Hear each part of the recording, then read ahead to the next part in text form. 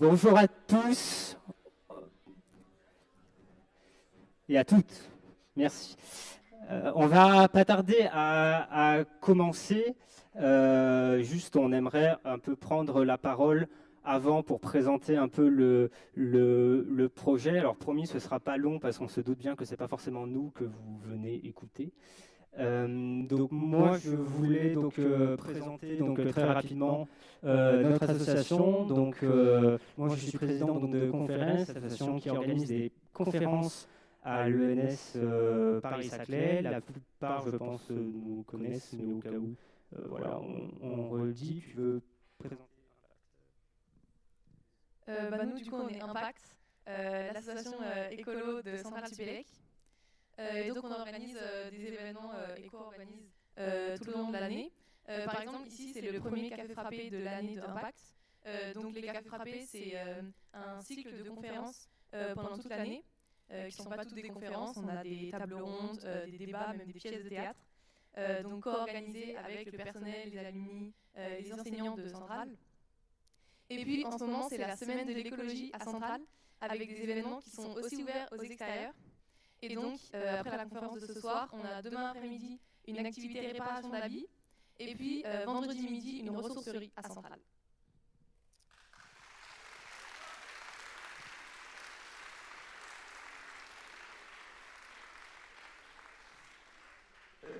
J'en profite juste avant de commencer pour faire quelques remerciements. Donc il y en aura aussi à la fin, mais je profite de votre attention au début pour faire ces remerciements.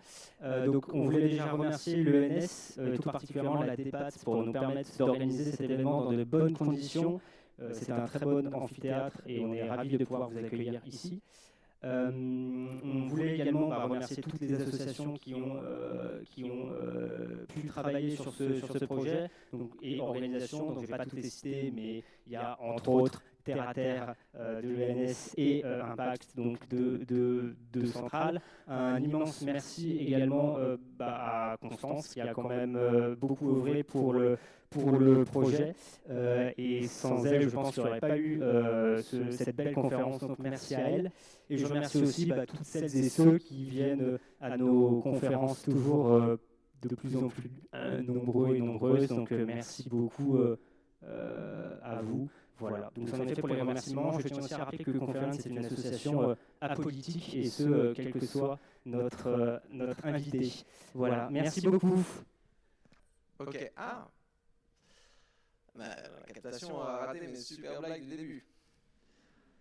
Donc, une communauté grandissante de personnes qui étudient cet objet mystérieux qu'est la décroissance. Alors, moi, la décroissance, donc j'ai écrit ma thèse de doctorat sur le sujet, contre d'ailleurs toutes les recommandations qu'on m'avait faites à l'époque. On m'avait dit, n'écris surtout pas ta thèse sur la décroissance. C'est un raccourci vers le chômage pour ne jamais te trouver un job dans un département d'économie.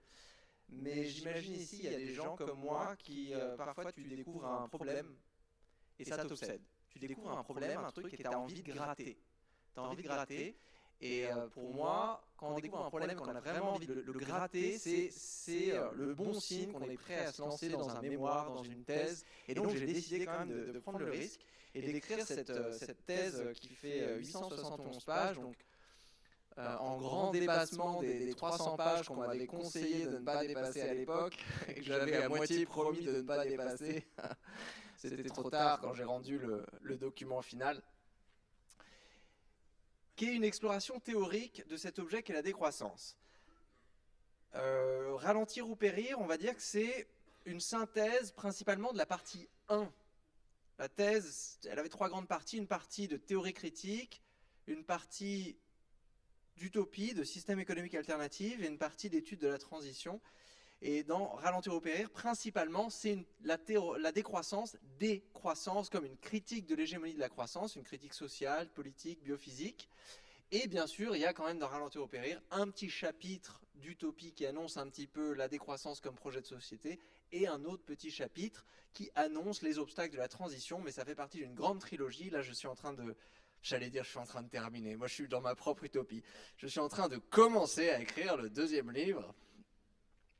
que je suis censé être en train de terminer, mais voilà, l'utopie et la réalité en action, qui sera un peu un plongeon dans cette partie numéro 2, et je suis sûr qu'il y aura plein de questions dessus, sur le très long terme, la France en 2100, en 2500, enfin vraiment sur les alternatives au capitalisme, sur ce grand champ du post-capitalisme. Et ensuite, je viendrai clore la trilogie avec un livre qui sera basé sur mes recherches du moment en Suisse, qui sont principalement sur les obstacles pratiques, la question du comment de cette décroissance. Je vous recommande 2 articles de synthèse, celui de gauche qui date de 2018, celui de droite qui date de cette année. C'est les meilleurs articles pour avoir une vue d'ensemble de la décroissance comme champ de recherche académique. Donc si vous écrivez des mémoires ou des thèses, c'est là qu'il faut commencer. Alors, la décroissance, c'est vrai que déjà c'est un concept qui est un peu bancal, parce que quand on entend décroissance, on va penser à quelque chose de très spécifique. Mais avant de rentrer dans cette chose très spécifique, il faut comprendre que la décroissance, c'est 3 choses à la fois. C'est un triple concept. Un petit peu une boîte à outils. C'est pour ça qu'ils disent que c'est un mot parapluie. Le premier, j'en ai parlé, c'est une théorie critique. Donc la décroissance, elle a émergé, c'était des personnes qui critiquaient la croissance. Par exemple, le rapport Meadows dans les années 70, c'est une critique biophysique de la croissance, de dire pas de croissance infinie dans un monde fini. On sent que c'est une critique. Ça peut être aussi une critique des indicateurs, l'hégémonie du PIB dans la politique contemporaine, par exemple. Donc ça, numéro 1, une théorie critique qui nous mène vers un concept plus concret, de dire si on critique la croissance de manière biophysique, sociale, politique, on peut être amené à la conclusion qu'il va falloir réduire la production et la consommation. Et là, c'est la deuxième dimension du terme de décroissance, et c'est la décroissance à proprement parler, c'est de voir une économie macroéconomiquement qui viendrait décroître. Moi, je vais me concentrer un petit peu sur celle-là aussi. Il y a une troisième dimension qu'il ne faut pas oublier. Aujourd'hui, on fait un petit peu la différence entre la décroissance et la post-croissance sur le projet de société. Et là aussi, c'est bizarre de se dire, par exemple, d'imaginer, ça serait quoi une entreprise décroissante ? Une entreprise décroissante, on imagine une entreprise qui va produire de moins en moins. Mais dans la littérature, degrowth business, une entreprise décroissante, ça peut être aussi une entreprise dont la comptabilité, les valeurs, le mode de gouvernance reflètent les valeurs de la décroissance. Donc là, moi, je suis partisan de diviser le concept et d'utiliser les mots qui correspondent le plus, mais il faut savoir quand même que la décroissance, elle recouvre ces 3 dimensions différentes. Alors, je vais vous présenter la définition que j'ai développée dans Ralentir ou Périr, qui structure l'un des chapitres. Moi, j'aime bien les concepts bien rangés. Et la décroissance, elle n'avait pas de définition. Moi, ça m'a toujours rendu dingue. Et non, mais c'est trop complexe pour être défini et tout. Mon directeur des thèses, il me disait ça. Je me disais, c'est fou, on a quand même des physiciens qui arrivent à définir ce que c'est qu'un trou noir, des philosophes qui nous disent qu'est-ce que c'est que le bonheur, et des politologues qui nous disent qu'est-ce que c'est que la liberté.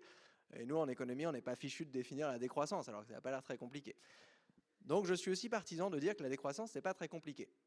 Okay, c'est un concept puissant analytiquement, on va le voir, mais ce n'est pas quelque chose de compliqué. Donc là, je vais résumer en 5 points. La première chose, et c'est ça qui fait la grande différence entre la décroissance et d'autres concepts assez proches, l'économie sociale et solidaire, l'écosocialisme,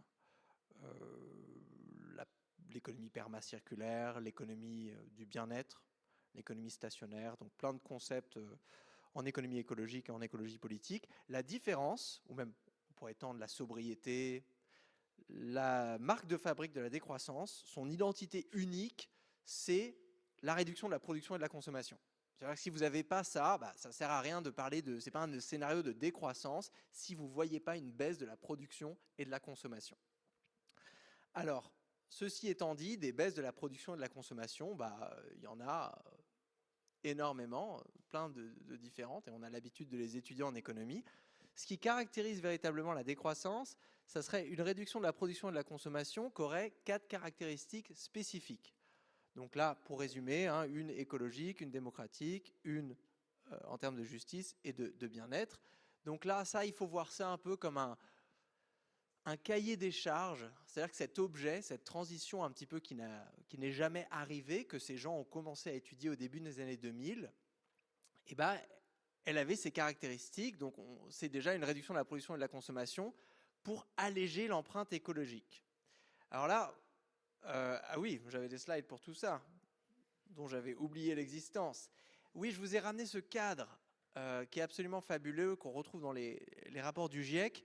Vous savez, quand on a des politiques environnementales, on les divise souvent dans 3 grandes familles. Les politiques d'évitement, avoid, les politiques de substitution, shift, et les politiques d'efficience ou d'amélioration, improve. Ok, donc ça, on voit ce que ça veut dire. Hein. Par exemple, je sais pas, vous prenez la mobilité, bah, avoid, c'est réduire le nombre de kilomètres que vous allez parcourir par an. Ça, s'il y a des politiques qui vous permettent de faire ça, c'est des politiques avoid. Shift, c'est changer le mode de transport. Au lieu de prendre l'avion, vous allez prendre le train. Ça, c'est un changement de composition de l'économie. Et l'amélioration, c'est quand vous prenez un train, faire en sorte que l'énergie de ce train, bah, ce soit un train, je ne sais pas, à électricité et pas à charbon, et que cette électricité soit la plus verte possible. Donc, vous voyez un petit peu comment on peut diviser. La décroissance, elle se concentre sur le premier volet. Dans ce sens, c'est un peu... moi, j'ai un peu tendance à dire, c'est la première étape quand vous faites des politiques de transition, c'est vous essayez de réduire au maximum la consommation de ces produits qui alourdissent le plus votre empreinte écologique. Vu que la ressource la plus renouvelable, c'est celle que vous n'avez pas besoin de consommer, potentiellement, si vous pouvez faire du vide ici, ça va vous faciliter les 2 autres étapes. L'hypothèse, c'est si on évite énormément de choses, énormément de kilomètres, énormément de calories de viande, énormément de mètres carrés construits, énormément de ci, énormément de ça, peut-être macroéconomiquement, ça pourrait créer une contraction de l'économie. Alors cette contraction, on ne la fait pas pour le plaisir, mais juste vraiment pour alléger l'empreinte écologique. Ça, c'est la mise à jour du donut qui est sortie le mois dernier, qui nous montre quelque chose qu'on savait déjà, mais avec des données qui vont jusqu'à 2022 au lieu d'aller jusqu'à 2015, que nous sommes en dépassement. Donc là, le dépassement médian global des limites planétaires, il est passé de 75% en 2000 à 96% en 2022. Et donc le but de la décroissance, bien sûr, c'est de se dire, ces pays qui n'arrivent pas à rentrer dans le donut, comme dirait Kate Raworth, c'est-à-dire retourner dans le verre, tout en produisant et consommant plus ou en maintenant la production et la consommation, ces pays vont devoir faire quelque chose de nouveau. Et ce quelque chose de nouveau, ça va peut-être être beaucoup de politiques d'évitement qui vont mener à une contraction de leurs économies. Donc moi, je résume souvent avec ce schéma. Hein. Là, on a une économie de croissance qui amène un dépassement des limites planétaires. Ça, on l'observe dans tous les pays du monde, car il n'y a aucun pays au monde, dans les pays à haut revenu, qui n'ait pas dépassé ces limites planétaires. Et donc là, on se retrouve un peu dans ce moment où on se fait « Ah, est-ce qu'on va pouvoir, croissance verte, continuer découplage ?» J'y reviendrai. Et sinon, si on admet que le découplage n'est pas une option viable, cette petite phase de décroissance, retour sur les limites planétaires, et après, un changement de métabolisme économique, c'est-à-dire qu'une économie qui passerait dans ce que Herman Daly appelait l'économie stationnaire. Donc là, on comprend bien que la décroissance, c'est une transition provisoire. Planifier démocratiquement, je pense que c'est quelque chose qu'on retrouve dans la littérature pour faire la différence entre la classique, la récession, c'est-à-dire l'accident d'une économie qui cherche la croissance mais qui n'arrive pas à l'obtenir. La récession, c'est le choc exogène. Tu planifies, tu fais pas des politiques de récession. Ça te tombe dessus et on essaye que ça, on n'est pas content que ça nous tombe dessus. La décroissance, on l'a vu, si c'est une stratégie qui permet de revenir sous le seuil des limites planétaires, c'est quelque chose d'endogène. C'est quelque chose qu'on va essayer qu'on décide de faire consciemment, d'où le concept de planification écologique. Après, bien sûr, dans les questions, j'imagine, on parlera qu'est-ce que ça veut dire qu'une planification démocratique ou non. Oui, dans mes recherches, nous, on travaille beaucoup sur l'identification en fait, des leviers des politiques de décroissance. Donc là, dans ce papier, on en a identifié près de 380 instruments spécifiques de décroissance et 530 politiques de décroissance plus en général, pour montrer qu'en fait, si tu veux contracter une économie aujourd'hui, elle ne va pas se contracter toute seule. Et encore moins, elle ne va pas se contracter. Elle va peut-être se mettre en récession toute seule, et encore, mais elle ne va pas se contracter d'une manière qui va faire baisser ton empreinte écologique toute seule. Donc là, c'est un Rubik's Cube assez compliqué pour arriver déjà à faire ces objectifs. On en rajoute quand même 2 autres. Le premier lié à la justice sociale, qui est incontournable parce que on sait maintenant que ça, c'était l'étude donc de 2022, pas celle de cette année, mais qui était la première vraiment à comparer le dépassement écologique de plusieurs pays. Et en gros, quand on regarde ces études de pays à pays, on voit quelque chose de simple. Plus un pays est riche, plus il pollue. C'est à peu près ça quand on regarde, pas seulement, c'est pas forcément vrai pour les émissions carbone par habitant, mais c'est vrai en tout cas pour l'empreinte écologique totale mesurée par les limites planétaires. Et donc, ça nous divise déjà le monde en deux. Les pays qui vont être amenés à décroître, qui peuvent se permettre de décroître, les pays à haut revenu, et les autres pays qui, eux, n'ont pas encore terminé ou entamé cette phase de croissance. Et là, je ne veux pas tomber dans une espèce de être fermé d'esprit comme les économistes néoclassiques, mais cette phase de croissance dans le sens où des pays qui ont encore besoin d'augmenter leur production et leur consommation, tout simplement.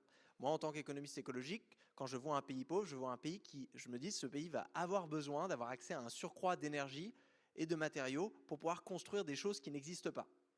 Et si ces choses ces énergies et ces matériaux en fait sont déjà surutilisés dans les pays riches, bah malheureusement en fait ça vient couper la marge de manœuvre en termes de développement dans les pays pauvres. La décroissance, c'était un petit peu le premier argument en 2002, hein, c'est pour ça que c'était un slogan de dire décroissance des pays riches pour permettre le développement durable des pays pauvres. Oh, j'avais oublié, je vous ai mis cette figure parce que elle est magnifique au cas où si vous cherchez des idées de tatouage. D'une autre étude qui est sortie l'année dernière. Alors, vous vous souvenez, je vous ai parlé des limites planétaires, et là, on voit les limites planétaires par pays, ok ? Mais là, c'est la même chose, mais par décile de la population globale. Vous savez, quand on fait des études pour les inégalités, on divise une population en déciles, donc les 10% les plus riches, les 10% les plus pauvres. Là, c'est des déciles de la population globale. Donc, si vous prenez, par exemple, je ne l'ai pas, mais le rouge qui représente le changement climatique, j'imagine, et ben vous voyez que le premier décile, le décile le plus riche de la population globale qui est caché, là où il y a marqué arrêtez de présenter, mais qui devrait donc dire 90-100, ce décile est responsable de 43% des émissions globales. Okay, alors que si vous prenez le décile le plus pauvre, on est toujours sur la couleur rouge, bah vous voyez que les émissions sont infimes. Donc ça, en fait, quand on fait de l'économie écologique, aujourd'hui, on doit absolument prendre en compte le fait que les empreintes écologiques, bah, elles n'ont pas le même poids ici et là. Et donc, la décroissance, c'est une stratégie qui est assez spécifique sur certaines régions du monde.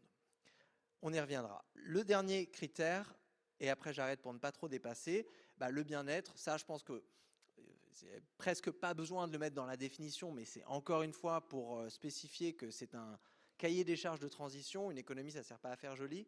Donc quand vous allez contracter l'économie, il y a des risques qui sont réels, en termes d'emploi, en termes de pauvreté, en termes d'accès aux soins, en termes de dette, de sécurité sociale. Enfin, il y a plein de problèmes à régler. Donc, il faut garder ça en tête. Donc, il faut trouver en fait une façon viable de faire toutes ces choses que l'on a voulu faire, les 4 premières lignes, mais sans plonger votre pays dans la pauvreté. Sinon, bah, c'est un petit peu, j'allais dire, se scier la jambe pour se nourrir, mais en fait, c'est pas du tout une analogie qui fonctionne. En plus, c'est dégueulasse, donc je ne vais pas dire ça. C'est Halloween, beaucoup trop de films d'horreur ce mois-ci. Je voulais juste vous montrer un dernier concept et après j'arrête. C'est le concept de surplus macroéconomique. Moi, je travaille un petit peu avec ça parce que la première question qu'on pourrait se poser, c'est est-ce qu'un pays est assez riche pour se permettre de décroître ? Moi, je travaille pour la Suisse, donc je n'ai pas eu à me poser cette question. Mais pour certains pays, on peut dire qu'ils peuvent être un peu ric-rac. Et donc, comment on fait ? Eh ben, on peut calculer le surplus macroéconomique. Le surplus macroéconomique, en gros, vous prenez votre PIB, ça on va dire c'est le PIB de la France, enfin même on ne va pas dire, c'est le PIB de la France, et vous calculez théoriquement l'argent nécessaire s'il était distribué de manière pleinement équitable pour que toutes les personnes vivant en France puissent vivre décemment. Ça, c'est assez facile, vous faites des questionnaires, vous demandez aux gens ce dont ils ont besoin, vous mettez un prix sur ce dont ils ont besoin, ensuite vous changez en fonction des ménages, d'où ils habitent, des prix, et ça vous donne en fait un PIB minimum qui vous permet de faire vivre la population qui correspond à peu près à la moitié de notre PIB actuel. Donc qu'est-ce que ça veut dire ? Eh bien, ça veut dire que la France, bon, on a un surplus macroéconomique, et donc théoriquement on a une marge de manœuvre, c'est théoriquement possible de contracter l'économie sans appauvrir la population. Ça, ce n'est pas vrai pour certains pays, surtout les pays pauvres. Dans certains pays pauvres, si vous produisez et consommez moins, c'est certain, 100%, que ça va générer de la pauvreté. Mais ce n'est pas le cas pour beaucoup de pays à revenus, dont la France. Désolé d'avoir dépassé, j'ai hâte, merci de m'avoir écouté, et j'ai hâte d'entendre vos questions.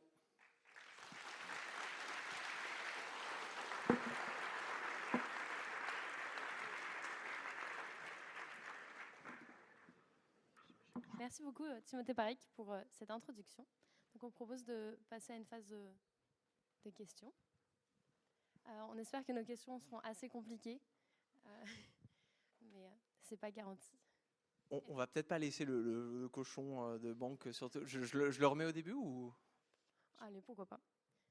Et ensuite, il y aura une phase de questions du public aussi, donc prenez des notes s'il y a des points que vous voulez éclaircir.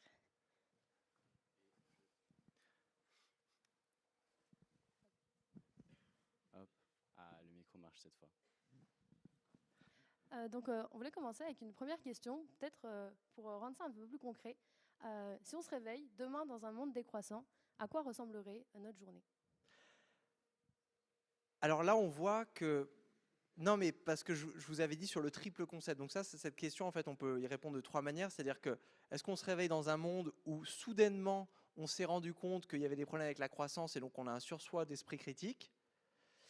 Est-ce que c'est un monde où on a commencé de faire une décroissance réelle, donc on vient de commencer la transition, on est en plein dedans, ou est-ce que c'est un monde où en fait on a terminé la transition et on a déjà cette économie de la post-croissance?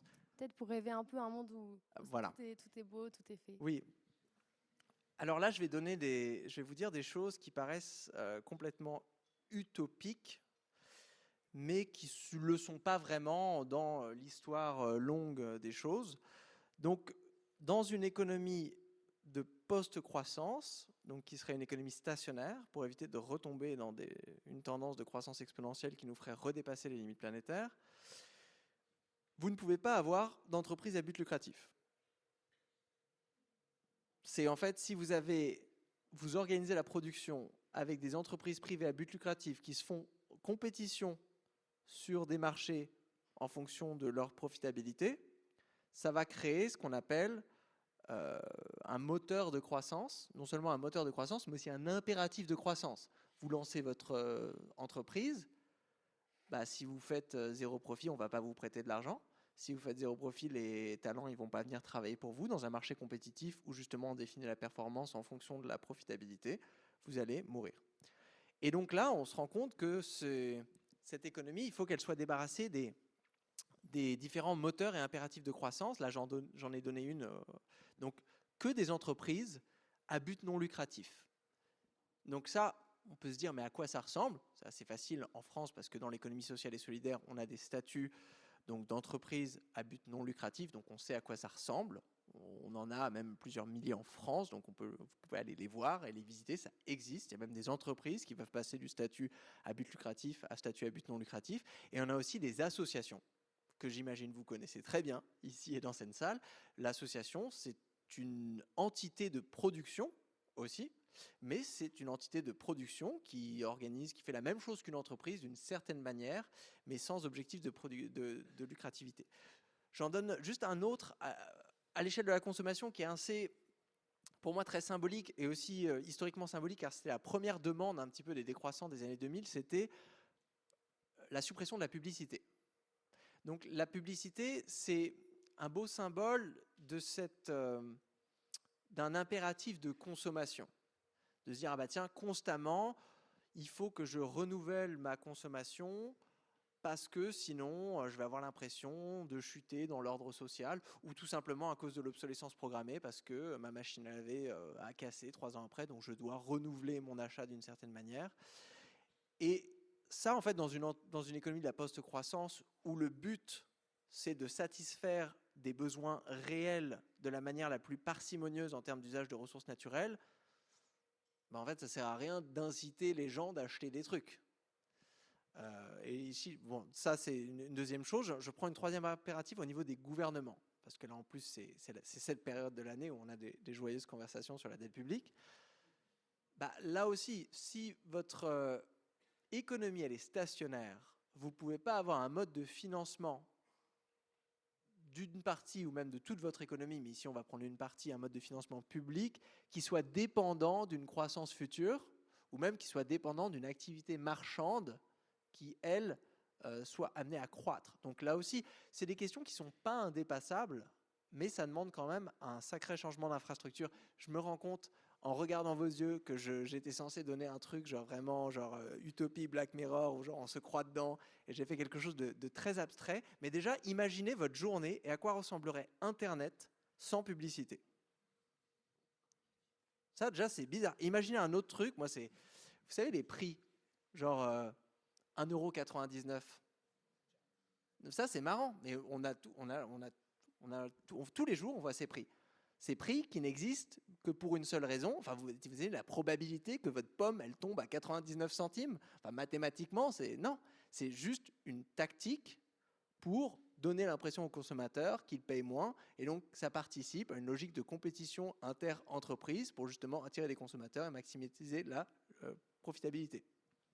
Donc, imaginez un petit peu que des prix ronds. Bah, vous allez me dire, elle est pourrie un peu mon utopie, quoi. Le mec, il veut vivre dans un monde où il n'y a que des prix ronds.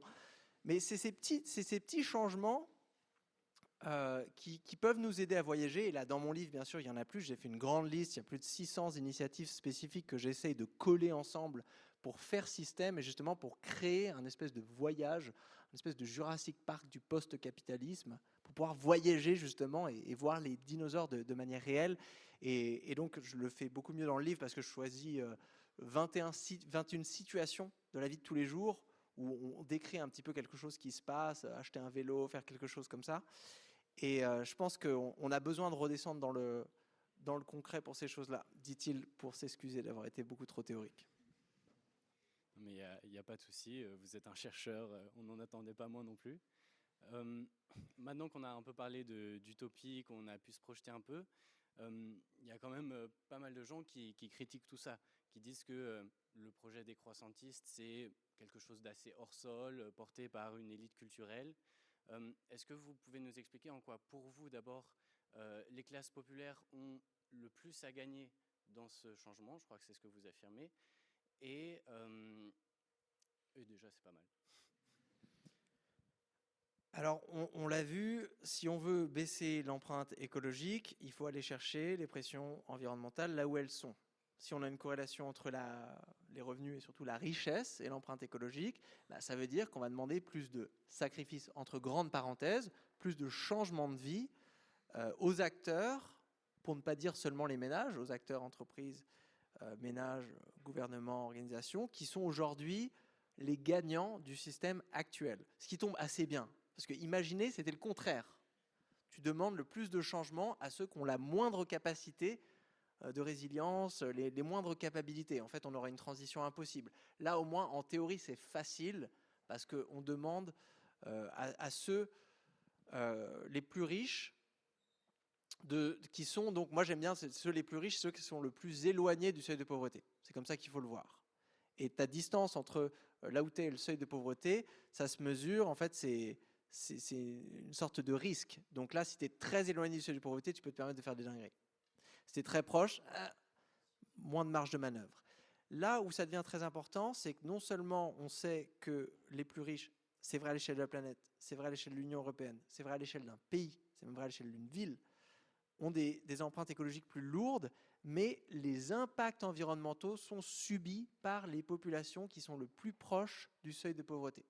Donc là, il y a un double gain d'une certaine manière. Le premier gain, déjà, c'est arrêter de subir d'une certaine manière. Donc, si on arrive à baisser les empreintes écologiques, on arrive à minimiser les dommages environnementaux. Et vu que ces dommages environnementaux sont subis principalement par les populations les plus défavorisées, eux déjà, ils sont gagnants là. Et quand je dis en majorité, c'est assez parlant. Donc, dans une autre étude de Lucas Chancel, dans le Climate Inequality Report de 2023, à page 44, non. Il calcule justement pour dire qu'on a vu notre décile global, qui est responsable d'à peu près la moitié des émissions à l'échelle du globe, mais ce décile, en fait, ne va subir presque rien des dommages climatiques, alors qu'il montre, à l'inverse, les déciles les plus bas, je crois qu'il les regroupe même dans la moitié de la planète la plus pauvre, en fait, va subir 75% des dommages climatiques. Et donc là, on a juste sur cet aspect environnemental, je pense, qu'ils sont gagnants. Et c'est pour ça que ça devient quelque chose de très controversé. et on le voit sur les études, on a maintenant une petite dizaine d'études sociologiques qui va tester dans des pays, il y a l'Angleterre, le Danemark, la Suède et les États-Unis. Pourquoi? Est-ce que les gens sont pour ou contre la décroissance? Et bien sûr, avant qu'ils répondent, on leur demande voilà, quel âge vous avez, combien vous gagnez. La question qui est cachante, c'est quoi votre couleur préférée? Combien vous gagnez par an? Et on arrive à voir assez facilement que si vous êtes très très riche, vous allez être instinctivement contre une taxe sur la richesse. Alors, ce n'est pas forcément vrai. Il y a certaines politiques de décroissance, par exemple, la plupart des gens ont tendance à supporter la réduction du temps de travail, peu importe qu'ils soient riches ou qu'ils soient pauvres. C'est peut-être pas vrai en France, on n'a pas encore d'études pour le montrer, mais en tout cas, dans d'autres pays, c'était le cas. Donc, je pense que rien que sur l'aspect environnemental, il y a des choses à gagner, même si malheureusement, ça, c'est en théorie. C'est-à-dire qu'en pratique, vu que ces décisions, elles sont fortement influencées par cette minorité la plus riche. Et là, je vais donner un exemple. La Suisse, vous savez, la Suisse fait des référendums, un peu d'initiative citoyenne, ce qu'on appelle des votations populaires. Et là, ils en ont fait une l'année dernière. Et le deal, c'était de proposer à la population suisse de revenir, se donner 10 ans pour revenir sous le seuil des limites planétaires. OK ? Ils ont dit non. Et en fait, quand vous avez une votation populaire, vous avez des je vais essayer de ne pas prendre l'accent suisse. Prends pas l'accent suisse. C'est filmé, Timothée, c'est filmé. C'est pas grave. On est tolérante. Il y a des campagnes de communication. Et le budget du non, du contre, était 10 fois supérieur au budget du oui. Et le budget du contre a été financé par des grands groupes industriels, des banques, voilà, qui avaient un intérêt en fait notoire à que cette politique ne passe pas. Alors que je pense que cette politique, elle bénéficierait à une majorité de la population à travers un travail de désinformation généralisée. On peut quand même arriver à faire une clé de bras à la démocratie. Ça se voit aussi dans d'autres pays que la Suisse. Et donc justement, pour vaincre ce combat de l'acceptation sociale, en quelque sorte, comment est-ce qu'on fait pour aller à l'encontre d'années et d'années de discours pro-croissance? Comment est-ce qu'on fait pour renverser les imaginaires et emporter tout le monde avec nous? J'avais envie de dire déjà, on commence par pas donner le Nobel à Philippe Aghion. Non, je plaisante. C'est une petite pique gratuite. Il y a Serge Latouche, donc un anthropologue / économiste, l'un des premiers théoriciens de la décroissance. Lui, il parlait un peu de décolonisation de l'imaginaire collectif. Il disait en fait la croissance, elle est enracinée dans notre imaginaire collectif comme quelque chose de bien. Et aujourd'hui, on doit faire pour créer une acceptation sociale. Là, aujourd'hui, si je vous parle de décroissance, et c'est pour ça que le mot, déjà, il part avec un petit handicap, parce que si la croissance est enracinée dans notre imaginaire collectif et que vous parlez de décroissance, déjà, vous proposez un truc que les gens ne veulent pas. Vu que la croissance, on associe ça à quelque chose de bien. Donc, il y a un grand travail de déconstruction théorique, déjà, de montrer que la croissance économique d'un pays, c'est pas forcément bien. Et c'est là où on peut se permettre de critiquer les travaux des 3 personnes qui ont reçu le prix de la Banque de Suède cette année, pour avoir compris en fait les mécanismes, et leurs travaux sont intéressants en cette matière, de comprendre les mécanismes de la croissance auto-entretenue ou la croissance soutenue. Sustained growth en anglais. Mais sustained, ça ne veut pas dire sustainable, donc croissance durable.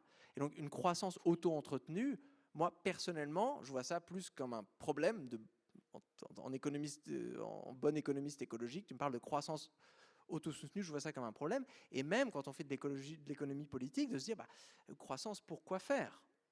Et donc quand on arrivera à avoir ce regain d'esprit critique, pour avoir un débat démocratique absolument nécessaire, pas seulement sur la croissance, parce que ça c'est quelque chose de niche, mais plus principalement sur le modèle économique. Moi, c'est l'une de mes grandes batailles. Je trouve ça assez pauvre, le débat qu'on a aujourd'hui dans les médias et à la télévision sur le système économique. C'est-à-dire que dans votre vie, vous choisissez tout.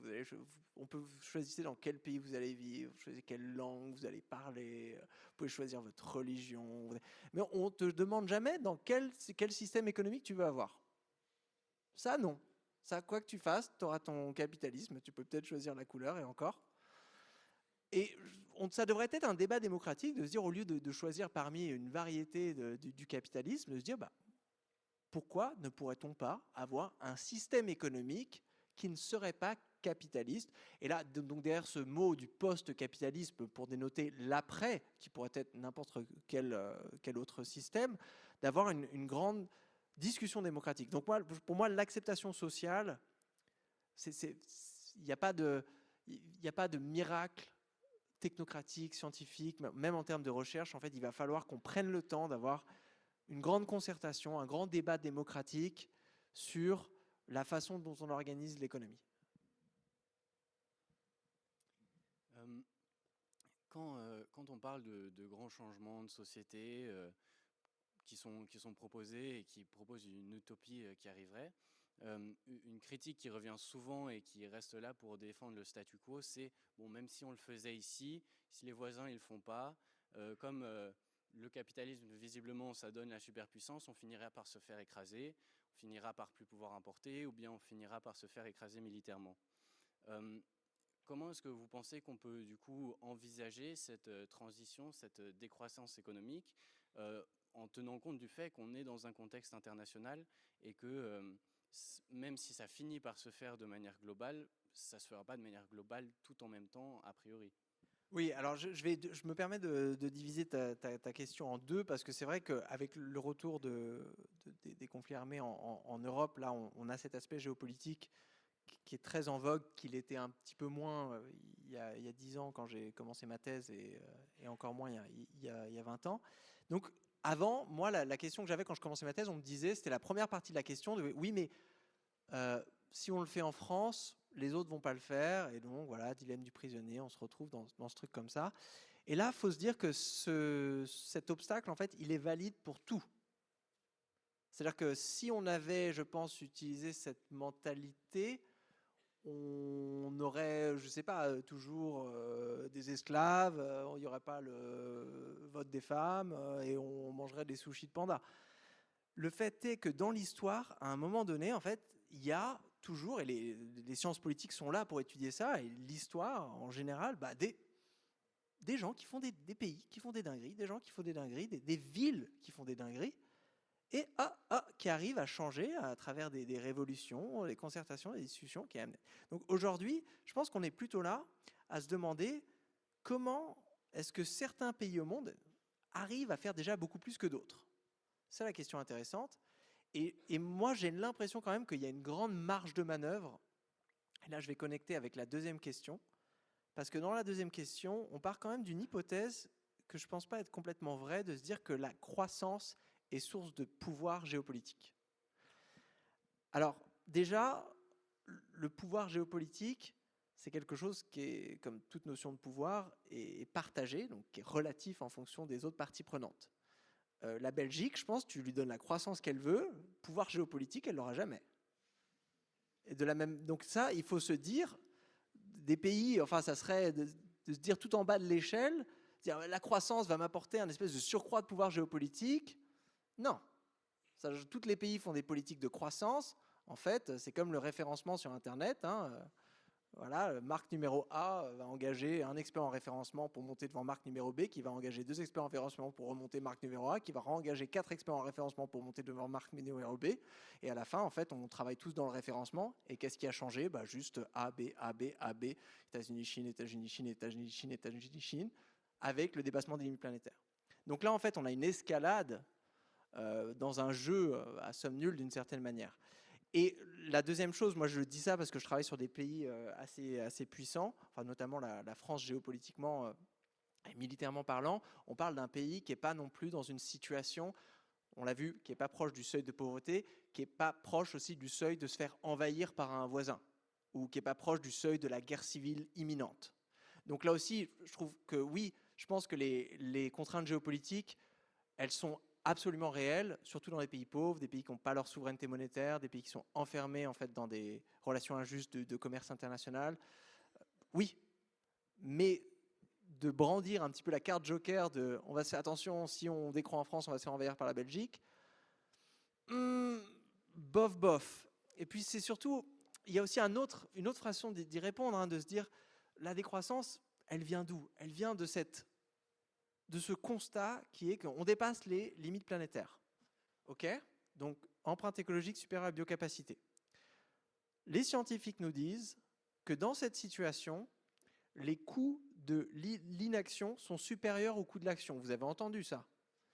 Donc, c'est vrai pour le changement climatique, c'est vrai pour d'autres trucs. Les coûts de l'action, ça coûte cher. Si aujourd'hui, par exemple, il fallait, je ne sais pas, réduire énormément le nombre de voitures, électrifier le nombre de voitures, construire énormément de transports en commun, c'est de l'argent réel aujourd'hui. Mais ces coûts de l'action sont inférieurs aux coûts de l'inaction qui correspondent à ne rien faire et ensuite avoir tous les désastres apportés par le changement climatique. Si les coûts de l'action sont inférieurs aux coûts de l'inaction, ça veut dire qu'aujourd'hui, si on fait l'autruche, on se dit oui, mais attention, tension géopolitique, machin, et on continue. En fait, on ne fait que déplacer le problème, mais on le déplace, c'est pas de manière linéaire, on le déplace de manière exponentielle parce qu'on sait que ces problématiques environnementales, elles ont des seuils où au bout d'un moment, ça a tendance à dégénérer. Donc là encore, je pense qu'un pays qui, dans les années 70, à la publication du rapport Meadows, se serait dit waouh, on va peut-être faire attention, on va peut-être essayer de circulariser notre économie pour être certain de ne pas être dépendant de l'extraction de matières premières. On va faire une grosse transition vers les renouvelables pour avoir notre souveraineté énergétique. On va préserver notre biodiversité pour être certain que les services écosystémiques soient fonctionnels sur le long terme. Le pays qui aurait fait ça dans les années 70, aujourd'hui, je pense, il serait assis comme ça. Et donc, on est vraiment dans une vision court-termiste. Là, c'est ma critique en tant que chercheur de la politique, où on a du mal, en fait, à prendre en compte. On sait que c'est un peu une pyramide de Ponzi, où on ne résout pas le problème, mais on le repousse dans le futur. Mais on le repousse dans le futur en rendant le problème plus difficile à résoudre. Plus difficile et parfois impossible. Là, moi, j'étais sur mon tableau Excel il y a quelques semaines, où on calcule les budgets écologiques qui restent disponibles en Suisse. Pour le retour des limites planétaires, vous savez, vous devez calculer un petit peu l'empreinte historique, machin, et vous regardez c'est quoi le seuil maximal, c'est quoi le budget carbone de la Suisse, et qu'est-ce qui lui reste. Comme ça, vous pouvez faire une trajectoire jusqu'à la neutralité. Et là, vous vous rendez compte, en fait, il n'y en a plus. Il n'y en a plus. Il est déjà dans le négatif. Là, vous faites OK. C'est donc là, face à ce constat, nous, le seul moyen de faire un scénario de décarbonation qui soit intéressant analytiquement, c'est de repartir des années 70 ou des années 90 dans le passé. C'est assez déprimant. En fait, on est en train de créer une connaissance qui sera peut-être utile pour une espèce extraterrestre qui nous découvrira post-extinction et qui essaiera de se demander qu'est-ce qui a merdé. Je vais dire des trucs après un peu plus optimistes. Je me rends compte, c'est peut-être un peu pessimiste. Merci pour cette réponse pleine d'espoir. J'espère que ça vous a tous motivés. Pour laisser un peu de temps aux questions du public, on va peut-être passer à nos dernières questions sur un peu les perspectives. Par exemple, une question qui nous tenait à cœur. Donc là, on a pas mal parlé d'écologie en parlant de limites planétaires, entre autres. Et donc, vous présentez l'économie comme pouvant être un outil au service de l'écologie. Est-ce que ce serait possible d'avoir aussi l'économie au service d'autres causes comme le féminisme ou l'antiracisme? Moi, j'ai une définition assez minimaliste de l'économie. C'est-à-dire que je ne dirais pas au service de l'écologie, dans le sens où, moi, ontologiquement, l'économie, c'est une petite sphère sociale encastrée dans la société. Donc, à l'intérieur, c'est une petite partie de la société. Elle n'est pas détachée, elle n'est pas plus grosse, elle est une petite partie. Et la société elle-même encastrée dans l'environnement. Vous voyez un petit peu ces trois cercles. Là, il faut oublier en fait les trois cercles du développement durable. Là, société, environnement, ça c'est du bullshit. Il n'y a pas d'économie qui existe en dehors de la biosphère, ou une société qui existe en dehors de la biosphère. Il y a une biosphère qui est là. À l'intérieur, il y a des sociétés humaines. À l'intérieur de ces sociétés humaines, il y a des économies. Donc, qu'est-ce qu'on peut leur demander à ces économies? Déjà, de 1, si ces économies, en fait, elles sont en inadéquation avec les lois biologiques et physiques de la biosphère, bon, au bout d'un moment, ça va merder. C'était le mathématicien Nicolas Georgescu-Roegen qui, dans les années 70, a été l'un des premiers à faire une critique thermodynamique de la croissance en montrant que, justement, une croissance exponentielle, elle finit toujours par taper contre la finitude d'une biosphère qui, elle, a une tendance plutôt stationnaire. Donc ça, premier problème. Et ensuite, de se dire, il y a énormément de problèmes qui sont non économiques. Donc, que ce soit le sexisme ou le racisme, ou même des choses liées aux mœurs, à la criminalité, au système de justice, des choses comme ça, moi, je serais très timide, et je pense que c'est assez dangereux, et ça reproduit une certaine supériorité des économistes, les sociologues appellent ça, de se dire, en fait, on va trouver une solution économique à ces problèmes. Il y en a qui l'ont fait, hein, des microéconomistes qui vont dire, ah ben le problème de la criminalité, il faut juste augmenter le prix des amendes, trouver un prix d'équilibre, et les gens, rationnellement, au bout d'un moment, vont arrêter de se tuer parce que ça coûtera trop cher. Je pense que c'est la façon dont les économistes essaient d'interpréter des faits sociaux qui est parfois pas le bon prisme. Donc moi, ce qui m'inquiète le plus, c'est quand l'économie, en fait, elle devient un peu un turbo-booster de problématiques sociales. Donc les inégalités de richesse, de revenus, de salaire, par exemple, donc ça, c'est quelque chose qui peut exacerber des tensions sociales et créer, en fait, non seulement exacerber, mais créer même une situation sociale où des conflits vont émerger. Le travail en général aussi, le partage surtout du travail dans une économie et du temps de travail. Donc moi j'ai essayé vraiment d'approcher ça dans un chapitre de la thèse où je montrais que plus on donne d'heures à une économie, donc l'heure, nous on a 24 heures par jour pour la société dans son ensemble, et on alloue ces heures à la production de marchandises dans l'économie, mais ces heures qu'on alloue, en fait, c'est des heures qu'on ne met pas quelque part d'autre. On voit bien que voilà, plus on envoie nos heures dans des entreprises à but lucratif qui produisent des marchandises sur des marchés, ben moins on enverra nos heures dans des associations à but non lucratif qui font quelque chose d'autre. Et là aussi, de ce déséquilibre, si on a une économie de croissance qui vient mobiliser de plus en plus d'heures, et ben on a moins d'heures, donc de moyens humains disponibles pour faire de l'associatif. Et ça peut être un problème parce qu'une grande partie de ces associations, en fait, c'est des services socio-systémiques absolument fondamentaux pour le vivre ensemble. Et quand ça s'effondre, et ben là aussi, on perd en fait un filet de sécurité contre une ribambelle de fléaux sociaux. Donc là, moi, j'aurais plutôt tendance à se dire, quand on identifie une problématique, que ce soit du racisme, du sexisme, un conflit armé, ces choses qui sont vraiment des problèmes sociaux très généraux, se dire, ok, c'est quoi le phénomène, est-ce qu'il y a un phénomène économique ici qui vient exacerber ou qui est source d'une certaine manière du problème? Et la plupart du temps, la résolution, c'est des politiques extra-économiques. Dans le sens, c'est pas juste, ah bah tiens, on va mettre une taxe.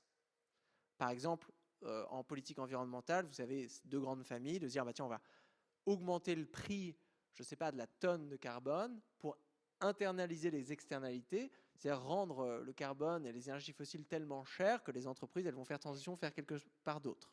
Ça, c'est l'approche qu'on a depuis le développement durable à la fin des années 80. Ça n'a pas marché de ouf pour plein de raisons, mais il y a une autre approche qui peut être d'intervenir à travers la loi et de dire, bah tiens, c'est l'une des manières dont on protège la biodiversité. Pour la biodiversité, on n'a pas pris l'approche par les prix, on aurait pu mettre un prix sur le panda. Enfin voilà, à travers un équilibre des marchés, on atteint un prix assez haut pour que les gens arrêtent de manger du panda. Non, on s'est dit, bah on va juste, c'est une espèce protégée. Si tu manges un panda, tu vas en prison.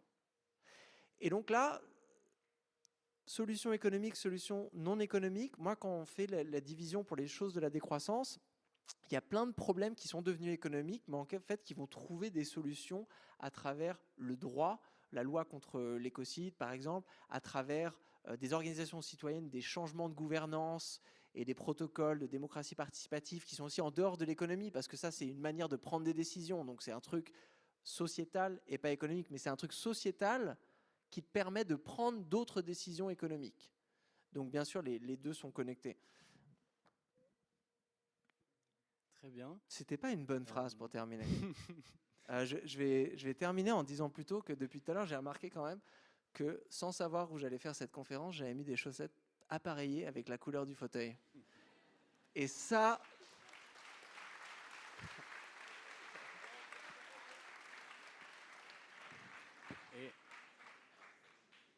Et avant de laisser la parole au public, on voulait vous laisser une occasion.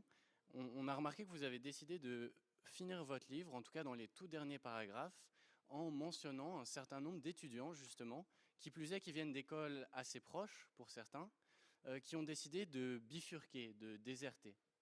Bon, vous n'êtes pas conseiller d'orientation, mais est-ce que vous auriez des mots à dire à ces élèves des mêmes écoles qui sont assis devant vous là maintenant? Qui s'apprêtent peut-être à aller travailler dans l'industrie. Ou pas? Je me rends compte d'un truc. Moi, avant, quand j'ai commencé à étudier l'économie, je pensais naïvement que la vie, c'était un peu comme les Jedi dans Star Wars. Genre vraiment, tu vas t'entraîner et plus tu accumules de l'expérience, plus tu es puissant. Et donc, je me suis dit, je vais aller faire un master, je vais en faire un deuxième, je vais aller faire mon doctorat, je fais un postdoc. Je me dis, je suis en train d'accumuler de la puissance et après, je pourrais changer le système. Et c'est souvent ce qu'on te dit. On m'a dit, écris pas sur la décroissance, fais une petite thèse en zoom sur l'économie environnementale, va travailler pour une entreprise, machin. Là, ensuite, tu pourras changer le système de l'intérieur. Je me suis rendu compte que ça marche pas. Ça marche pas pour deux raisons. Déjà, parce que le système, il a une capacité socialisante qui est phénoménale. Et ensuite, parce que, et je le sens, je la sens partir, c'est-à-dire que plus je passe de temps à étudier le système, et moi encore, j'ai le privilège d'être dans mon fauteuil universitaire de l'extérieur, mais ça doit être encore plus rapide pour les personnes qui travaillent pragmatiquement dans le système, plus je perds ma créativité de penser quelque chose autrement que le système. Et donc là, moi, j'ai un peu cette urgence de tic-tac. Ma pensée utopique, elle se ramollit avec l'âge.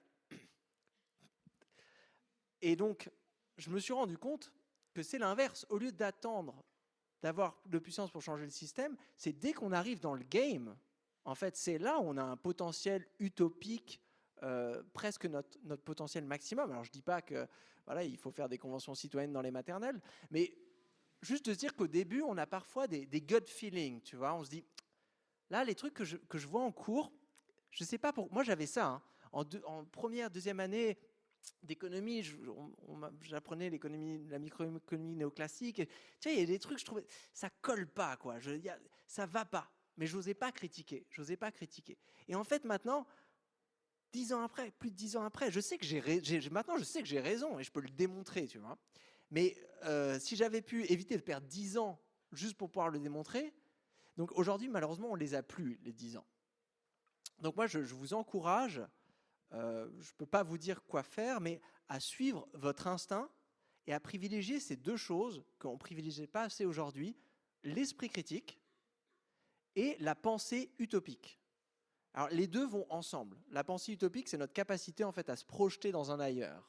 C'est notre capacité, ce qu'on fait beaucoup en sciences sociales, à bizarrifier le présent, à se dire, voilà, venir un peu, se sentir un peu anthropologue extraterrestre, arriver dans une situation et faire pourquoi est-ce que on fait ci, pourquoi est-ce qu'on fait ça. Ça, problématiser aujourd'hui, on a besoin. Pourquoi? Et je terminerai là-dessus. Si on était dans un monde où tout allait bien, je ne vous dirais pas ça. Parce que là, il n'y aurait rien de mal à se laisser socialiser dans un système qui fonctionne. Mais le problème, c'est que là, on l'a vu sur les limites planétaires, tout s'aggrave. Honnêtement, on n'a pas beaucoup de solutions. On a tout un pan de l'économie orthodoxe. Depuis 30 ans, le seul truc qu'ils ont trouvé, c'est la taxe carbone. Et ça a pris 30 ans. Et donc là, aujourd'hui, c'est un peu la foire aux idées est ouverte. Et ce qui nous manque le plus, ce n'est pas des données ultra précises, ce n'est pas des modèles ultra sophistiqués. Franchement, ce qui nous manque le plus, c'est des nouvelles idées, mais des idées révolutionnaires dans le sens radical, dans le sens bizarre. Des idées loufoques, des idées visionnaires. Et donc, si vous en avez, si vous sentez à un moment donné que voilà, vous êtes inspiré par un truc, eh ben, venez pas vous bloquer parce que vous avez l'impression d'être trop jeune ou de ne pas encore avoir fini vos études. Juste lancez-vous. Merci beaucoup.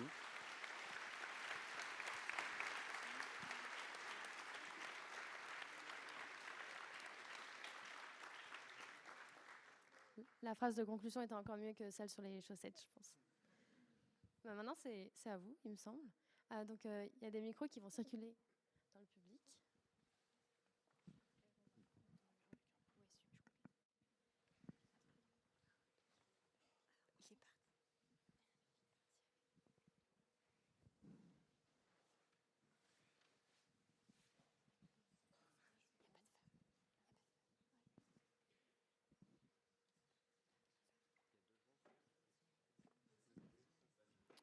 Bonsoir.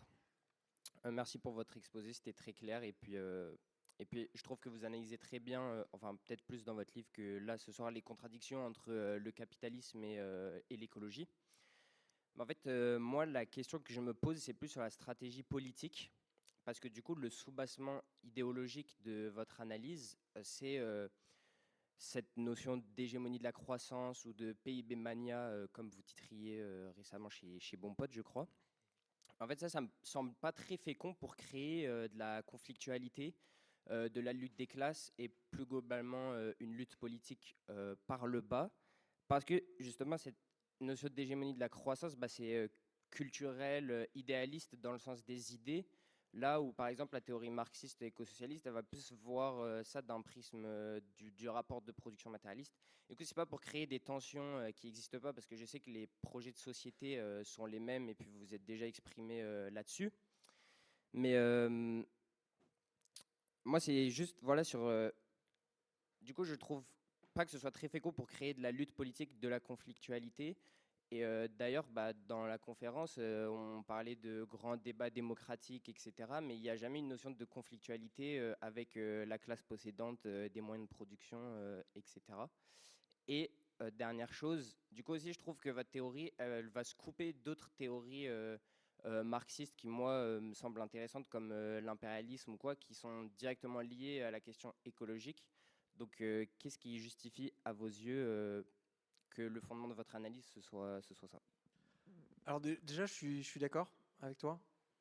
Et je pense que les décroissants première génération des années 2000 ont fait une double erreur. Leur première erreur, déjà, c'était de se fâcher avec les éco-marxistes. Il y a eu une guerre théorique pendant 10 ans entre la décroissance et l'éco-socialisme. Une guerre qui vient d'être résolue avec des travaux comme le marxologue japonais Kohei Saito, qui parle de communisme décroissant. En fait, il n'y avait pas de raison de faire une guerre. C'était en fait, le marxisme s'est construit sur une critique du capitalisme, la décroissance s'est construite sur une critique de la croissance, mais les deux se retrouvent. Et la décroissance est une théorie beaucoup plus jeune et parcellaire comparée au marxisme. Donc je pense que c'est plutôt la décroissance aurait dû, au lieu d'essayer de se faire I'm the new kid on the block et j'ai une théorie pour expliquer tout, non, plutôt de venir renforcer ce qui manquait à l'époque, ce qui est moins vrai aujourd'hui, mais ce qui manquait à l'époque, le côté écologique d'un marxisme qui était peut-être à des égards trop productiviste, et donc de rajouter cet aspect d'écologie politique sans faire de conflit. Donc ça, déjà, analytiquement, je pense qu'on aurait gagné du temps si on avait fait ça. Et j'espère qu'aujourd'hui, la nouvelle génération de chercheurs, justement, est moins dogmatique sur est-ce que tu es un décroissant ou est-ce que tu es un éco-socialiste. Alors politiquement, c'est aussi un fécond, et moi je me retrouve victime de mon propre succès, parce que je pense que la décroissance, c'est un sujet super intéressant, niche, dans ce grand débat entre découplage, croissance verte, décroissance. Mais en elle-même, déjà, le concept de croissance, il est technocratique. Parce qu'il est dans notre imaginaire, mais en France, tu as 30 personnes qui savent calculer le PIB, quoi. Donc, tu finis toujours par te faire enfumer. Genre, tu ne peux pas avoir une discussion sur la croissance. Je ne voudrais pas qu'on ait une convention citoyenne de la croissance. Il faut trouver en fait un autre point d'ancrage qui nous permette de discuter, et tu l'as très bien dit, de discuter ces choses-là en faisant apparaître les points de friction sociale. Et la taxe Zuckman, par exemple, enfin, les inégalités en général, mais juste cette politique, j'ai trouvé ça donne un bon débat fécond sur quelque chose que tout le monde peut comprendre. Alors la taxe Zuckman, c'est vrai que c'est un aspect très technocratique, mais on va dire la taxation des hauts patrimoines en général, où là on n'a pas besoin de comprendre croissance, PIB ou quoi. Les autres réflexions autour du temps libre sont un autre bon point de départ, d'avoir une convention citoyenne du temps libre ou du bien-être, quelque chose comme ça, pour rentrer en fait dans ces choses-là, et d'utiliser ensuite des concepts plus précis pour illuminer des points, de dire ah ben non mais en fait, ok, vous ne pouvez pas avoir cette prospérité parce qu'on n'a pas assez d'énergie pour le faire. Ça, c'est ce que nous disent les théories de la décroissance ou quoi. C'est si on ne va pas avoir assez d'énergie pour faire toutes ces choses, et donc il va falloir choisir. Et s'il faut choisir, bah là, vous vous retrouvez avec un conflit. Parce que, je ne sais pas, le décile, le double décile du haut ne va pas pouvoir garder les mêmes empreintes énergétiques si on veut pouvoir avoir un minimum décent de consommation d'énergie pour toute une population. Et là, en fait, ça vient illuminer un désaccord, un conflit qui avant n'était pas là, du moins de manière aussi précise. Donc moi j'aimerais bien que la décroissance reste un concept, je ne suis pas friand, je ne pense pas que le parti de la décroissance, enfin il y a eu des poussées politiques, je trouve que c'est un très mauvais nom au terme pour un mouvement, pour un parti. C'est un concept académique qui est utile aujourd'hui, dans une société avec l'hégémonie de la croissance et dans une société où les économistes parlent beaucoup de croissance, peut-être un petit peu trop amoureusement, et surtout de croissance verte. Mais très rapidement, j'aimerais bien que ce concept puisse aller au bout de son utilité et ensuite laisser place à d'autres concepts qui amènent d'autres discussions. Et d'ailleurs, je finirai juste avec ça. Moi aussi, quand j'ai commencé ma thèse, j'avais tendance à, quand on arrive dans les sciences, à essayer de se positionner. Voilà, c'est quoi ma team? Est-ce que je suis team décroissance? Est-ce que je suis team éco-socialiste? D'avoir à choisir. En fait, c'est vachement dur parce qu'en tant qu'humain, on adore participer dans des groupes. C'est comme ça qu'on définit notre identité. Mais être chercheur et scientifique en général, c'est penser contre ça et essayer de se dire que tu utilises des concepts qui sont utiles pour te permettre de répondre à des questions, et à partir du moment où un concept en fait cesse d'être utile, c'est corbeille, sans aucune émotion, sans aucun attachement, même si tu as passé 10 ans à l'étudier. Le jour où c'est pas utile, ou le jour où c'est falsifié, ça part. Je vais le faire une dernière fois parce que c'est juste très plaisant.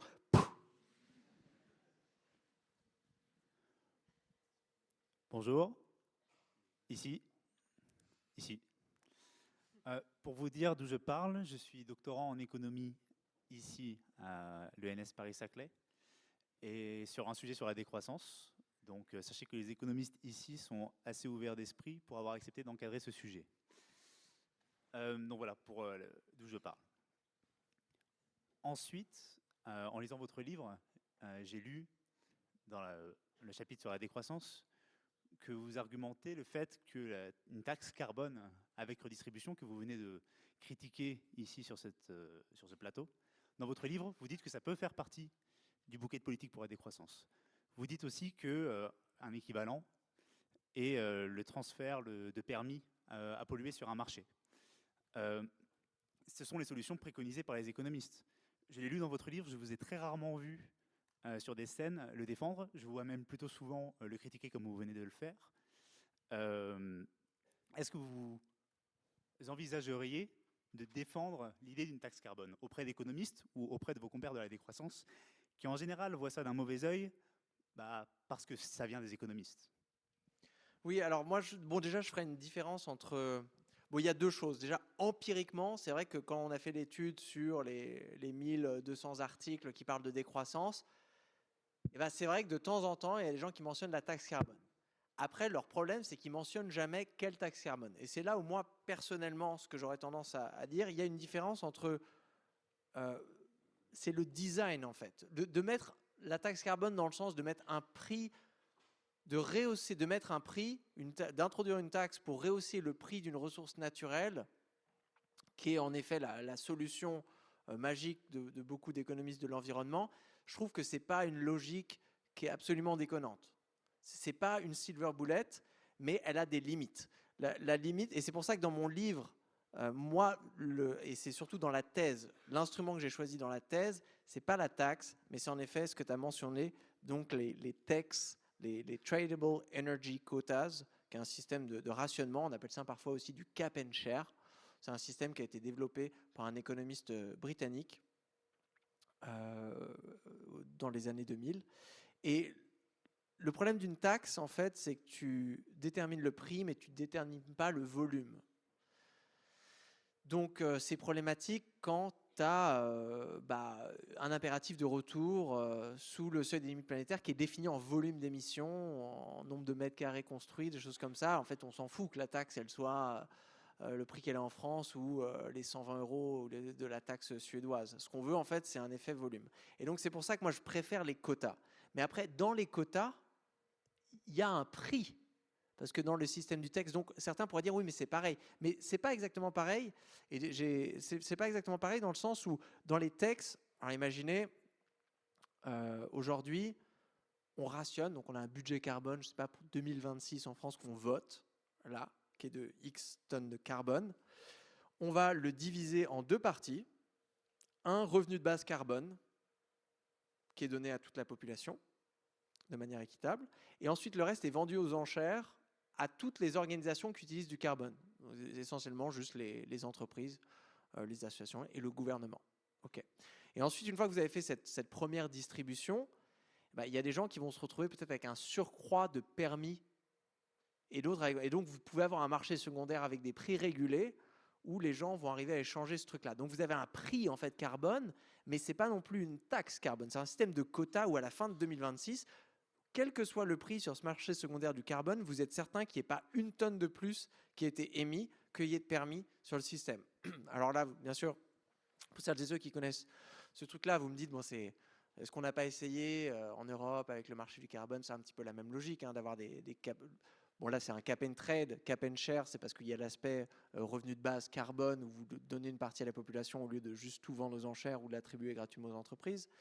Mais la logique de ce que Mathilde Chouba elle appelle le rationnement convivial, une espèce de nouvelle technique de contraction volumique de quelque chose, moi, j'ai tendance à croire qu'il y a plus de potentiel et surtout plus de certitude qu'avec des instruments pris. Et moi, je discute souvent, donc j'ai fait mon doctorat en Suède et les économistes de l'environnement suédois, ils ne sont pas peu fiers de la taxe suédoise. Hein. C'est l'une taxe carbone la plus ancienne, hein, introduite en 1991. C'est aussi le prix du carbone le plus élevé au monde, enfin au moins dans le top 3, avec une taxe, la dernière fois que j'ai regardé, je ne sais pas, entre 120 et 140 euros la tonne.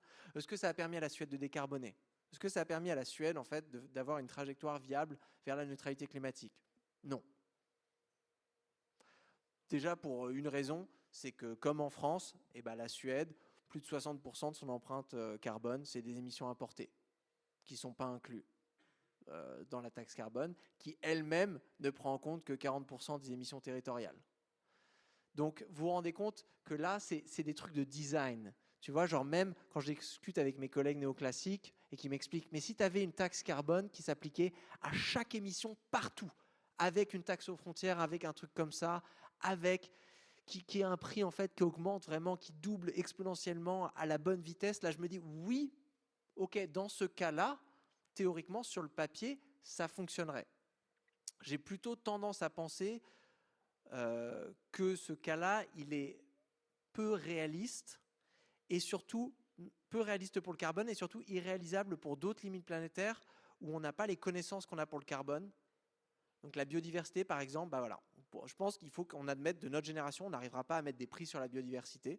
C'est encore balbutiant. Et donc la logique d'un quota, genre zéro artificialisation nette, la logique de la préservation des parcs nationaux, des trucs comme ça, qui est pour les économistes en fait un truc barbare parce que t'as pas de prix, tu peux pas vraiment savoir est-ce que c'est optimal de préserver les volcans d'Auvergne ou juste de raser un volcan pour je sais pas quoi, tu sais pas trop. Mais aujourd'hui, principe de précaution oblige, j'aurais plutôt tendance à être du côté de ces instruments qui sont sûrs sur le court terme d'atteindre leur objectif, peu importe les conséquences économiques, qu'on peut s'arranger entre humains parce que c'est des problèmes administratifs, versus les instruments économiques ultra précis qui, eux, en fait, sont sûrs de ne pas déborder. Ça ne va pas te faire de vagues dans ton économie, la taxe carbone actuelle, mais sont malheureusement incertains sur leur performance écologique. Mais trop bien de savoir qu'il y a des thèses sur la décroissance ici. Je peux parler. Avec plaisir de parler. Bonjour monsieur, merci beaucoup pour votre conférence. J'ai quelques questions, je vais devoir faire rapidement. D'abord, concrètement, en France, quel est le niveau de vie qu'on va devoir atteindre si on veut plafonner le PIB à un certain niveau en parité de pouvoir d'achat, combien on va devoir faire? Et c'est comparable à quel pays? Et au-delà de ça, si on plafonne le PIB, on aura forcément des questions de redistribution, sinon on oblige une tranche de la population à rester pauvre. Et donc à l'échelle mondiale, on est environ, je crois, à 0,7, 0,6 de coefficient de Gini. Donc comment on peut réduire et le faire passer à 0,1 ou 0 non, en l'occurrence, oui, 0,1 ou 0 pour avoir une société parfaitement égalitaire. Bon, alors la première question, je la comprends. Il faut faire attention, c'était un des arguments les plus féroces de la campagne du non en Suisse. C'est en fait, ils avaient calculé l'empreinte écologique nécessaire, enfin la réduction de l'empreinte écologique. Ils avaient fait une retranscription un peu classique de quand est-ce que la Suisse avait cette empreinte écologique et c'était quoi son PIB par habitant de l'époque. Et en gros, ça correspondait à l'Afghanistan aujourd'hui. Et donc, ils avaient dit, genre, la transition écologique, c'est transformer la Suisse, ramener la Suisse au niveau de vie de l'Afghanistan. Et là, bon, il y a plusieurs problèmes avec cet argument. Mais Le problème, c'est qu'il y a une non-linéarité des bénéfices du progrès économique. C'est-à-dire que à partir du moment où tu as construit des routes, des choses comme ça, les coûts de maintenance en fait sont inférieurs aux coûts de développement et de construction. Donc déjà, une économie qui a déjà eu sa phase d'industrialisation vénère, qui a déjà construit beaucoup de trucs, qui a déjà développé énormément d'infrastructures, de services publics, on peut imaginer que ce sera plus facile pour elle de baisser son revenu national par habitant qu'une économie qui ne l'a pas fait. C'est-à-dire qu'elle pourra au moins se reposer en maintenant l'infrastructure qu'elle a. Peut-être elle n'aura pas les moyens, si on baisse beaucoup, d'étendre cette infrastructure, mais au moins elle pourra la maintenir. Donc il y a ça à prendre en compte. Et il y a aussi le fait que, là, une étude que j'avais vue en France, donc donner le seuil, c'était même pas une étude de la décroissance, hein, c'était une étude de l'INSEE sur, vous savez, le paradoxe d'Esterlin, d'essayer justement de trouver le point à partir duquel la croissance des revenus cesse d'être corrélée avec la qualité de vie. Donc là, c'était 2000 € par mois, par personne en France. Ça nous aide pas ici, ces études, mais ça nous aide juste pour se dire, en tout cas, vous avez vu le calcul que j'ai fait tout à l'heure, ça c'était pour le seuil de pauvreté à partir duquel on est certain de générer de la pauvreté. Donc ça c'est assez facile, on part du PIB actuel, on enlève le surplus et on a, on va dire, notre palier inférieur, on va dire le plafond au-dessous duquel on ne peut pas tomber. Et après, moi j'aimerais bien calculer un plancher, un plafond qui serait ce seuil d'Esterlin pour la France. Le seuil d'Esterlin, donc ça serait un petit peu le revenu à partir duquel le seuil de revenu à partir duquel augmenter des revenus n'augmenterait plus votre qualité de vie. Donc je ne parle pas seulement de satisfaction de vie comme dans l'étude de Richard Esterlin de 1974 où on parle de bonheur, donc de satisfaction, est-ce que vous êtes content de 0 à 10, vous mettez une note, mais des multimesures de qualité de vie comme Kate et Fanning le font dans leur papier, où ils ont une vingtaine d'indicateurs de qualité de vie. Et là maintenant, en comparant de pays à l'autre, en fait, on voit qu'il y a des pays qui sont beaucoup plus efficaces en termes d'efficience de transformer des ressources naturelles en qualité de vie. Donc, par exemple, dans un autre papier, Jason Hickel, il comparait le système de santé américain et celui du Portugal. Il disait, c'est ouf que le Portugal a une meilleure santé que les États-Unis, alors qu'ils ont un PIB dérisoire. Même le Costa Rica, en fait, bat les États-Unis en termes de qualité de vie, et d'ailleurs est plus élevé dans le classement, il me semble, de cette année du World Happiness Report, avec un PIB qui est dérisoire, qui te fait considérer presque comme un pays en développement. Donc là, je pense qu'en allant chercher ces données, et là c'est balbutiant dans la recherche malheureusement, c'est dur d'avoir des réponses nettes, mais on essaie de le faire pour la Suisse, là, étape par étape. Malheureusement, je n'ai pas encore les résultats pour vous les montrer, mais de calculer ces paliers pour voir en fait, elle est grosse comment cette marge de manœuvre. Ce qui est certain, c'est que cette marge de manœuvre, elle se rétrécit. Pourquoi elle se rétrécit ? Parce qu'avec le dépassement accumulé des limites planétaires, on a des coûts maintenant qui sont inéchappables, qui vont arriver de toute manière. Des coûts, ça veut dire mobilisation d'énergie, ressources, enfin ça peut être les réparations après une inondation, des feux de forêt, des trucs comme ça. Et donc ça, c'est un problème qui devient de plus en plus compliqué, mais je pense, enfin là c'est ce qu'on verra pour la Suisse, dans tous les cas une très large marge de manœuvre, et ça m'amène à la deuxième partie de ta question, c'est certain en tout cas qu'avec les grilles actuelles d'inégalité, ça ne marche pas. Donc ça c'est sûr que ça ne fonctionne pas. Ça ne fonctionne pas dans le sens où c'est comme si on refait le calcul du surplus macroéconomique en France, mais on enlève les 10% des plus riches qui possèdent plus de la moitié du patrimoine français. Donc tu les enlèves du calcul, donc la France elle perd la moitié de son patrimoine, tu refais le calcul, bah là ton surplus il est amoindri de ouf, tu as perdu plus de la moitié de ton patrimoine, mais tu n'as que perdu 10% de ta population. Et donc là on voit qu'il va falloir déconcentrer la richesse. Et c'est pour ça qu'il y a une philosophie politique que j'aime bien d'Ingrid Robbins, qui s'appelle le limitarianisme, qui a passé plusieurs années à essayer de développer cet argument en fait, du seuil minimum et du seuil maximum. Parce que dans les théories en économie politique et en philosophie politique, on a souvent des approches par le minima, les minima sociaux, le salaire minimum, des choses comme ça, mais jamais par le maxima. De dire c'est quoi le seuil de richesse maximale acceptable. Et là, on se rend compte que si on veut vraiment résoudre ce problème, il va falloir se poser cette question qui est politiquement épineuse de est-ce qu'on devrait définir en fait un seuil maximum d'accumulation des richesses qui correspond en fait théoriquement à ce truc où à partir de ce seuil-là, tu accumules tellement de richesses que ça crée de la pauvreté potentielle pour l'autre partie de la population si on fait la transition écologique. Pardon, j'essaie d'avoir des réponses courtes. Ça ne marche absolument pas. Il nous reste une dizaine de minutes. Ok. Bonjour monsieur. Moi j'avais une question sur la croissance stable, je crois que vous avez ce que vous avez appelé, enfin, en gros quand on est à peu près 0% après la décroissance. Est-ce que vous pensez que dans ce genre de modèle économique, on peut favoriser l'innovation? Parce que spontanément on peut se dire si on est à 0%, on va plus vendre plus cher que notre voisin, donc on va pas être encouragé à vouloir faire mieux que notre voisin et donc à vendre un meilleur produit. C'est une bonne question et c'est là où j'ai un profond désaccord avec Philippe Laguion, c'est sur la définition même de l'innovation. J'ai l'impression que quand on parle d'innovation, on réduit l'innovation tout de suite à l'innovation, l'invention, la modification d'un produit qui va pouvoir se vendre et qui va donner un avantage économique. Alors que pour moi, ça c'est une toute petite partie de l'innovation. Imagine le jour où les gens ont inventé les restos du cœur. Ça, en fait, dans le modèle d'Aguillon, c'est pas de l'innovation. Ça crée pas de croissance. Qui oserait dire aujourd'hui que les restos du cœur n'ont pas créé une certaine forme de richesse? Et donc là, je me dis, ok, là on s'imagine déjà pendant la période de décroissance, où on va avoir la contraction de certains secteurs. Donc là, on pourrait se dire, ok, là, il faut admettre qu'il va y avoir des pertes en innovation. Mais je me dis, ça dépend. Si des gens, par exemple, on va prendre la réduction du temps de travail, dans les scénarios où on travaille moins dans certains secteurs, ça libère des heures disponibles pour faire d'autres trucs. Donc des gens, ils vont déserter de leur travail pour faire d'autres choses.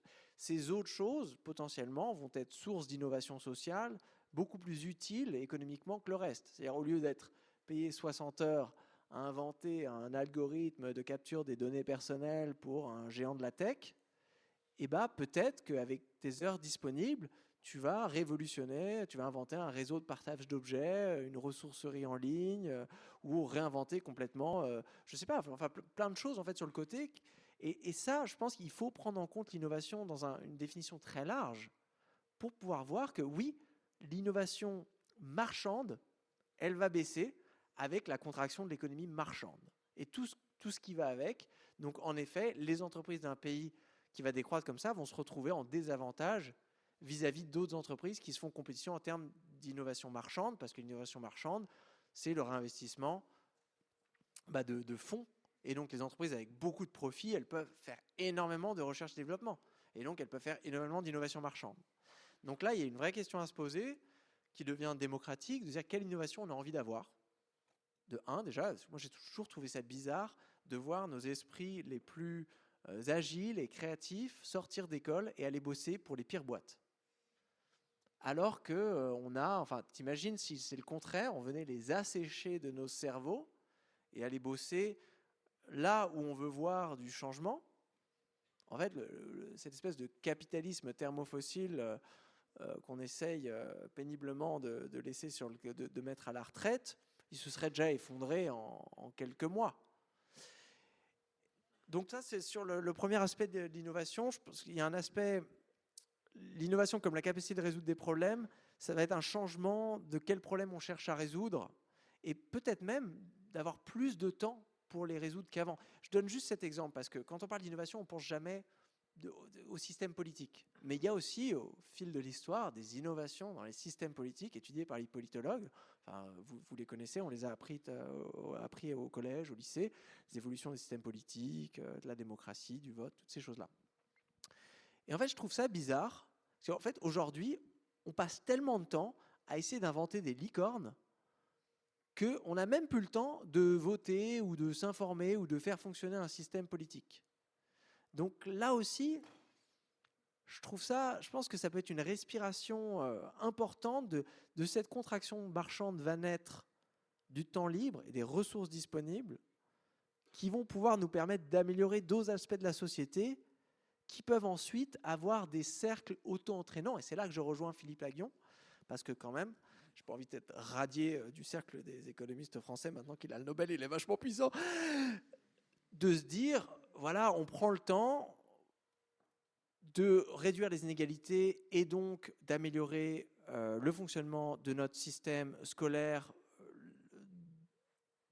et de faire en sorte que plus de personnes aient accès à une éducation adéquate et au lieu de se retrouver attirés dans le trou noir du capitalisme à la fin de leurs études, puissent aller bosser là où il y a vraiment besoin d'innovation. Donc là, ça fait partie de questions économiques, trouver des financements par exemple pour la transition écologique. Il y a énormément de travail à faire en design agroécologique, permaculturel, en régénération de biodiversité, des trucs pour lesquels il n'y a pas 1 euro de disponible aujourd'hui. Et bien là, je pense qu'on pourrait voir une sorte de révolution industrielle, mais qui ne serait pas industrielle, une révolution écologique, mais dans le sens d'une révolution industrielle, ou même une révolution démocratique, qui serait juste la conséquence d'avoir énormément de temps pour résoudre des problèmes qu'on n'a jamais pu résoudre avant. Bonjour. Moi, ma question, elle va porter sur, selon vous, à quelle échelle il faut agir, parce que quand on parle d'action, souvent on prend une échelle nationale, par exemple la taxe carbone. Et est-ce que pour vous, c'est la bonne échelle, ou il faut plutôt avoir une pensée par le haut, même si, moi, ma vision, c'est qu'on a des discours qui ont parfois du mal à concerner les gens, du mal à mettre un collectif en mouvement. Ou est-ce qu'il faut plutôt aller voir à l'échelle locale, au niveau des communes, des quartiers, pour plus impliquer les gens et ramener des acteurs parfois qui ne sont pas ramenés. Moi, je pense aux agriculteurs, par exemple, en zone rurale.